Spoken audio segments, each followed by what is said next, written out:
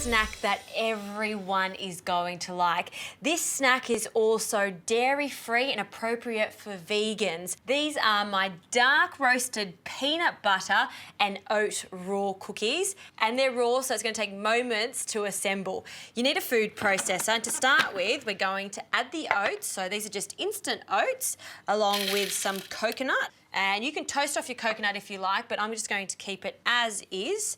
And a little pinch of salt. And I think that's always important when you're using sweet ingredients, just to accentuate the flavour.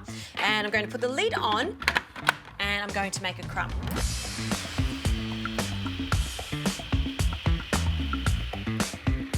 Okay, this is looking perfect.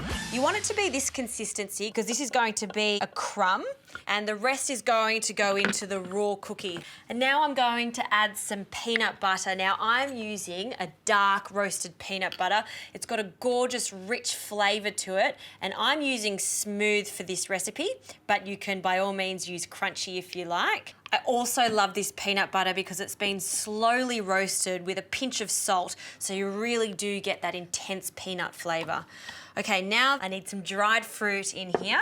So half a cup, roughly, of raisins. You could also use sultanas. The dried fruits are essential for this because it's going to ensure that these cookies stick together nicely. And I like to add some pitted prunes. Now you can change the pitted prunes if you like to dates. So just depending on what dried fruits you have at home. I've done this also with apricots too, so dried apricots work nicely. Now that we've got the sticky part in there, I'm going to add some spices. So a hint of cinnamon, say about half a teaspoon to a teaspoon. And if you've got any leftover cinnamon, you can add it to the topping. It's going to give it some extra flavour. And a little bit of vanilla. Now I'm using a fresh vanilla bean here. You can't compare the flavour. So if you can find these vanilla beans, use them. And one is enough to really get an intense flavour. So scrape both sides, and please don't throw away these vanilla pods. So much flavour still in these. You can dry them out in the oven, and you can place them into a jar of sugar to make some vanilla sugar, which is absolutely delicious in many different desserts. Now I'm going to place the lid on and blitz this until it all comes together. If it's not sticky enough, always have a little bit of water on standby, and I can add maybe 1 to 2 tablespoons.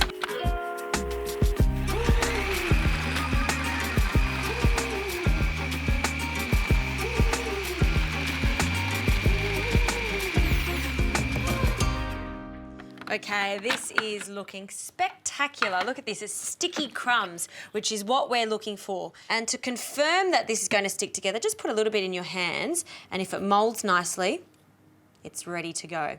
Okay, so now I'm just going to bring a plate in and we can start rolling the rest of this. Now, if it gets a little bit sticky, just have a little bowl of water on standby. It just makes it a little bit easier to roll. So I like to make them into walnut-sized balls, and I'll just do a few more here.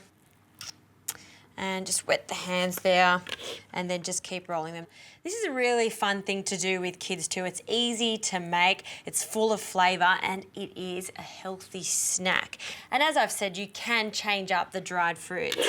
So now I'm just going to toss it in the oat, cinnamon and coconut mixture there.